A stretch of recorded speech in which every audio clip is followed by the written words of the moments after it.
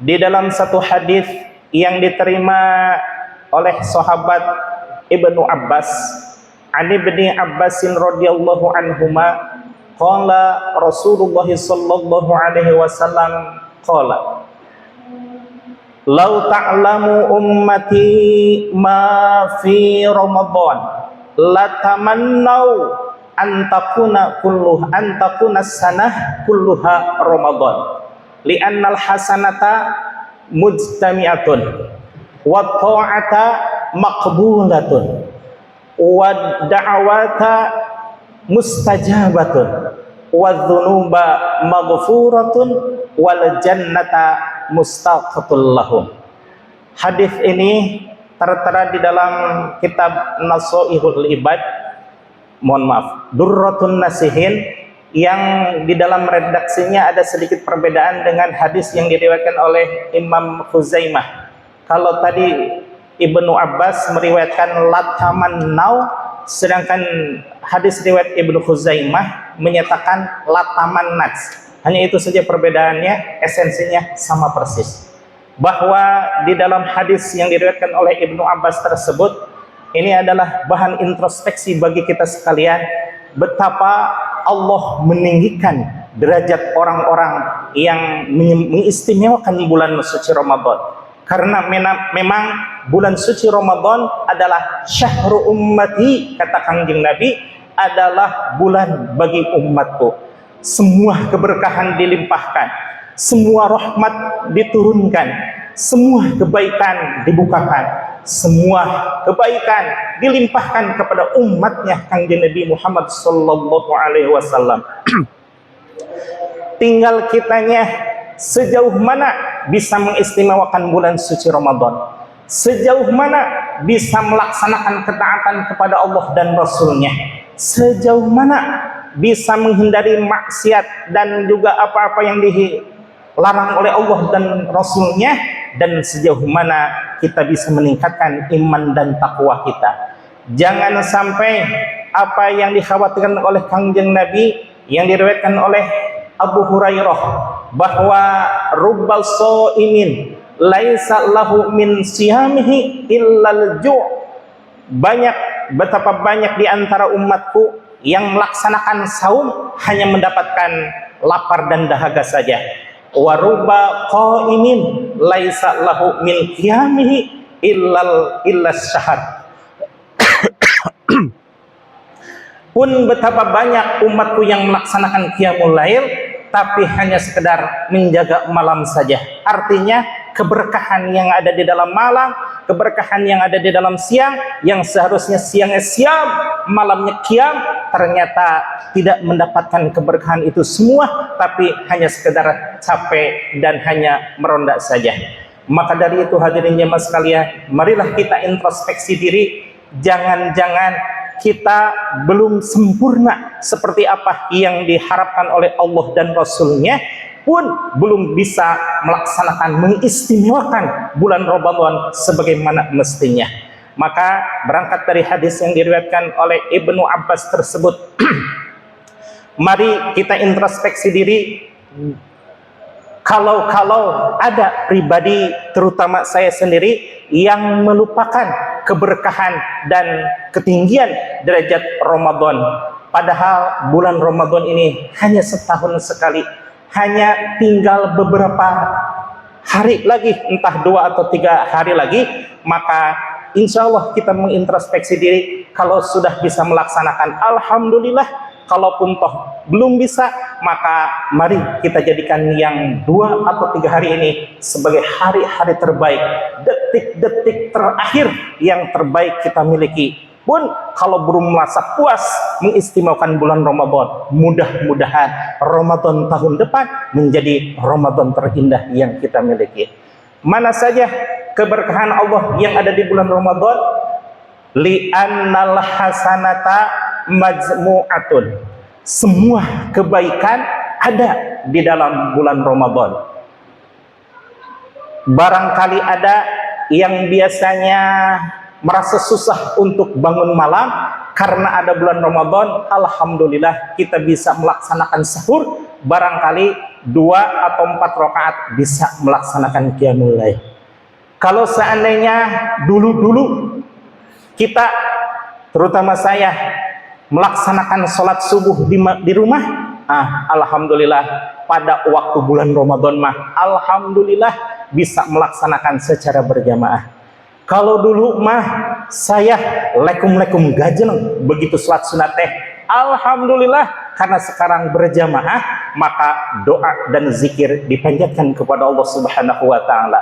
Kalau dulu mah saya kerja itu hanya sekedar mengejar dunia, tapi alhamdulillah karena sering mendengarkan tausiah agama, sekarang mah bekerja sama dengan ibadah. Kalau dulu mah qiyamul lail teh merasa susah, sekarang mah alhamdulillah dengan adanya pelaksanaan tarawih dan juga salat witir minimal bisa melaksanakan, ditambah dengan tadarus, subhanallah. Itulah salah satu bukti bahwa al-hasanatu mujtami'atun. Semua kebaikan dikumpulkan di bulan Ramadan, dan ini terkhusus ya untuk umatnya Nabi Muhammad sallallahu alaihi wasallam. Mudah-mudahan kita bisa mengistimewakan dengan siangnya siam, qiyam malamnya qiyam, baik ibadah mahdhah maupun ghair mahdhah, semata-mata untuk mencari rahmat dan ridho Allah. Yang kedua, wa ta'ata maqbulatun. Semua ketaatan dalam artian ibadah kepada Allah maqbulatun, diterima. Subhanallah, mana ada jaminan Allah, jaminan Rasulullah yang ibadah itu diterima kecuali bulan Ramadan. Walaupun seandainya ilmu kita belum sempurna, walaupun seandainya iman kita masih goyah, walaupun seandainya ibadah kita belum istiqomah, tapi jaminannya wa ta'ata maqbulatun, semua ibadah diterima oleh Allah Subhanahu wa taala. Betulkah itu? Hakul yakin, sebab itu hadis yang diriwayatkan oleh Ibnu Abbas dan juga Imam Ibnu Khuzaimah, dan subhanallah apa yang diucapkan oleh Rasulullah sallallahu alaihi wasallam sebagaimana dikuatkan dan difirmankan oleh Allah Subhanahu di dalam surah An-Najm ayat 2 sampai 3, wa ma yantiqu 'anil hawa in huwa illa wahyu yuha. Semua apa yang diucapkan oleh Rasulullah sallallahu alaihi wasallam bukanlah semata-mata keluar dari hawa nafsu beliau, tapi hakul yakin itu adalah wahyu yang difirmankan melalui lisan mulia beliau. Yang ketiga, wadda'awata mustajabatun. Semua doa-doa diijabah, hakul yakin. Cuma di sini kita harus memahami bahwa ijabahnya doa itu adalah hak prerogatif Allah Subhanahu wa taala. Yang mana bahwa ud'uni astajib lakum. Allah sudah berjanji, memohonlah engkau kepadaku wahai hambaku, astajib lakum, niscaya aku penuhi permintaanmu. Maka ini adalah janji Allah Subhanahu wa taala. Tapi bagi anak kecil misalkan, kok saya berdoa berhari-hari, berpekan-pekan, berbulan-bulan, bahkan tahun yang lalu masih ada doa yang belum dijabah. Bagaimana ini? Disinilah kita pentingnya mengetahui tentang ilmu mengenai doa. Bahwa doa itu ada 3 kriterianya. Pertama, doa itu bisa diijabah pada saat itu sesuai dengan kebutuhan, dan memang waktunya pas dengan waktu yang dikehendaki oleh Allah Subhanahu wa taala. Yang kedua, doa itu ditangguhkan baik di akhir hayat maupun di akhirat nanti menjadi sebuah doa. Ketika kita menerima catatan dari Allah, ya Allah, aku perasaan belum beribadah seperti ini, tapi kenapa ini ada catatan amal baik yang begitu banyaknya? Kata Allah, itulah doamu yang aku tangguhkan pada hari ini, aku sempurnakan menjadi sebuah keberkahan.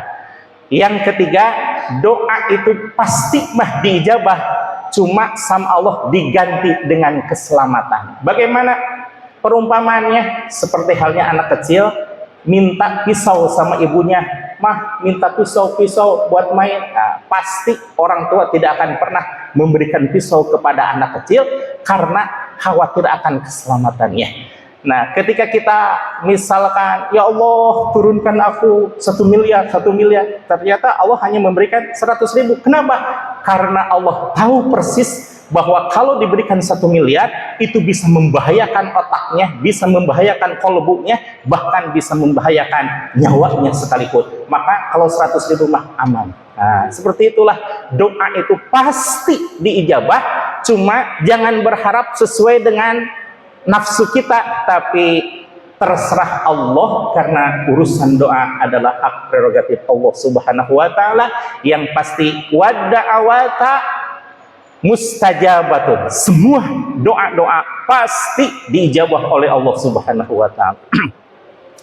Yang ketiga, wadzunuba maghfuratun, semua dosa-dosa diampuni oleh Allah Subhanahu wa taala. Insya Allah hampir tidak ada jaminan bahwa di luar bulan Ramadan itu akan diampuni, tapi di selama bulan Ramadan pasti maghfuratun, diampuni oleh Allah Subhanahu wa taala.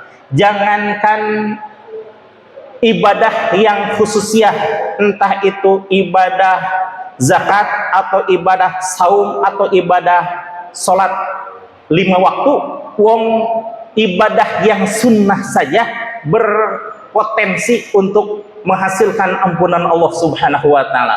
Di dalam Durratun Nasihin dikisahkan bagaimana percakapan Sayyidina Ali karramallahu wajah dengan Rasulullah sallallahu alaihi wasallam, yang intinya adalah ada beberapa malam yang berpotensi untuk mendapatkan ampunan Allah dengan seketika, yaitu malam tarawih malam pertama, tarawih malam kedua, tarawih malam ketiga, tarawih malam kelima, tarawih malam keenam, tarawih malam ke-10, dan tarawih malam ke-11. Semuanya itu mendapatkan ampunan dari Allah Subhanahu wa taala. Belum lagi riwayat dari Siti Aisyah radhiyallahu anha bahwa 10 malam terakhir sangat dianjurkan untuk membacakan doa, Allahumma innaka afuwun karim tuhibbul afwa fa'fu anna ya karim. Ya Allah, Engkaulah zat yang maha pencinta kemaafan, maka maafkan aku wahai Allah, zat yang maha pengampun. Subhanallah. Belum ditambah lagi wal mustaghfirina bil ashar, dan orang-orang yang memohon ampun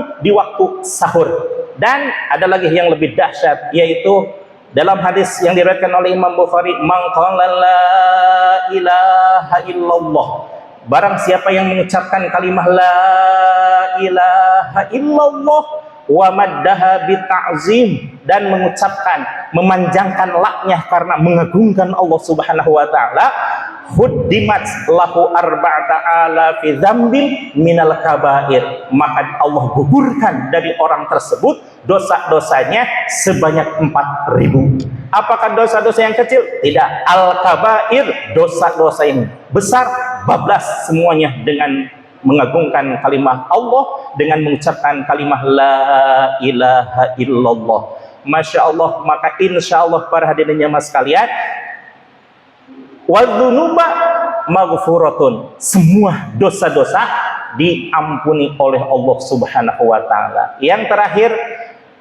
wal jannata mustaqatul lahum, dan surga merindukan mereka. Artinya orang-orang yang mengagungkan dan beribadah di bulan suci Ramadan. Semua orang pasti merindukan surga, itu mah sudah biasa. Tapi yang istimewa adalah bukan kita yang merindukan surga, karena bagi beberapa kalangan surga itu adalah makhluk, yang kita pun adalah makhluk, maka tidak pantas untuk memohon kepada sesama makhluk, hanya memohon rahmat dan ridho Allah. Maka bagi orang-orang tersebut diistimewakan oleh Allah Subhanahu wa taala, wal jannatu mushtaqatun lahum, bahwa surga yang merindukan mereka. Siapa saja yang di depan surga? Insya Allah kayaknya semua dari kita, karena sebagaimana hadis yang diriwayatkan oleh Abu Dawud dan At-Tirmidzi bahwa al-jannatu mushtaqatun ila arba'ati nafar. Surga itu merindukan kepada 4 golongan. Yang pertama, talil Quran, orang yang senantiasa ikhlas mempelajari, membaca, juga mengamalkan Al-Qur'anul Karim. Alhamdulillah, insyaallah kita semuanya adalah para pecinta dan pengamal Al-Qur'an. Yang kedua, wahafidhil lisan, yang senantiasa menjaga lisannya. Falyakul khairan aw liyasmut, kata Rasulullah sallallahu alaihi wasallam, berbicara yang baik-baik. Namun kalau seandainya ucapan kita berpotensi tidak baik, aw liyasmut, maka lebih baik diam. Maka orang yang senantiasa menjaga lisan akan dilindungkan oleh surganya Allah. Dan ketiga, wa mut'imil ji'an, orang yang senantiasa memberi makan orang yang sedang kelaparan, dalam artian ketika kita ada rezeki dari Allah Subhanahu wa taala, kita sisihkan untuk sebagian orang. Bisa juga kalau seandainya kita memiliki pemahaman, kita berikan kepada orang lain yang memerlukan. Insya Allah itu adalah menjadi pribadi-pribadi yang dirindukan oleh surga. Yang keempat adalah washaimina fi syahri Ramadan, dan orang-orang yang berpuasa di bulan suci Ramadan. Insya Allah mudah-mudahan semua kebaikan-kebaikan ini, semua keberkahan, semua anugerah dari Allah Subhanahu wa taala bisa kita manfaatkan di waktu yang 2 atau 3 hari ini, sehingga Ramadan ini atau Ramadan yang akan datang adalah Ramadan yang terbaik yang pernah